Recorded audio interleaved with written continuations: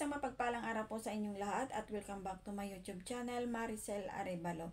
Kumusta na po kayo mga kaibigan at sana ay nasa mabuti po tayong kalagayan kung saan man po tayo naroroon. So bago ang lahat, huwag nating kalimutang suportaan at ating isubscribe Kuya Bal Santos Matubang, Kalinga Prab at Ate Edna at aking Edna Vlogs at ang aking mga kasamahan na mga reactors, officialis po at mega love shoutout po sa inyong lahat at sana din po ay ating suportahan din po sila ang bawat isa sa kanila. So ayan guys, maraming salamat din po sa lahat po ng mga nanonood sa aking mga reaction upload video at mga aking mga bagong mga nag-subscribe. Thank you very much po sa inyong lahat. Mega love shoutout din po sa inyo.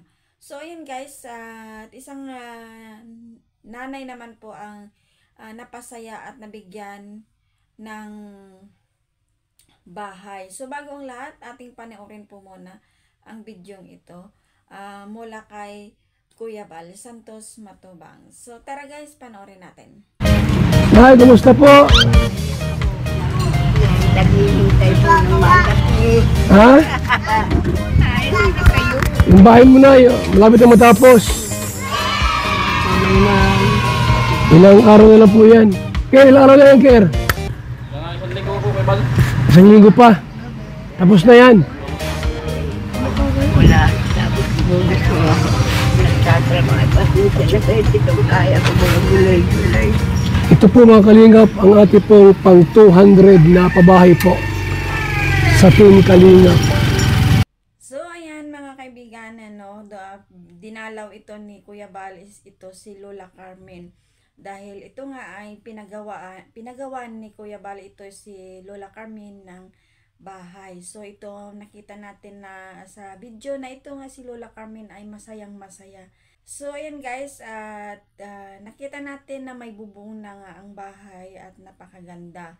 So may second floor dahil para makasama ni Lola Carmen yung kanyang mga anak.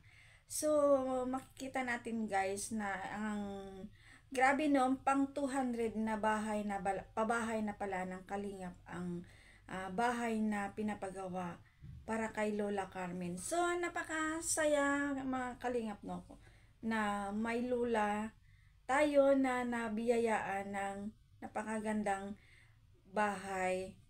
May awa ang Diyos matatapos. So sabi ko Kuya Bal ay sabi ng karpentero ay 1 week na lang, isang linggo na lang at ito ay matatapos na ang bahay ni Lola Carmen. So ayan guys, ating aabangan ang ribbon cutting na naman sa pabahay ng Kalingap na para kay Lola Carmen. So ayan, sana nga ay ating suportahan si Kuya Bal sa kanyang mga tinutulungan upang mas marami pa na ang kanyang matutulungan. So ayan guys, ito talaga yung mission ni Kuya Bal, ang pagtulong talaga sa mga lalong-lalo na po sa mga senior citizen. Ayan guys, at napakasarap ng feeling yung may mga lula na ito nga na nabigyan ng bahay.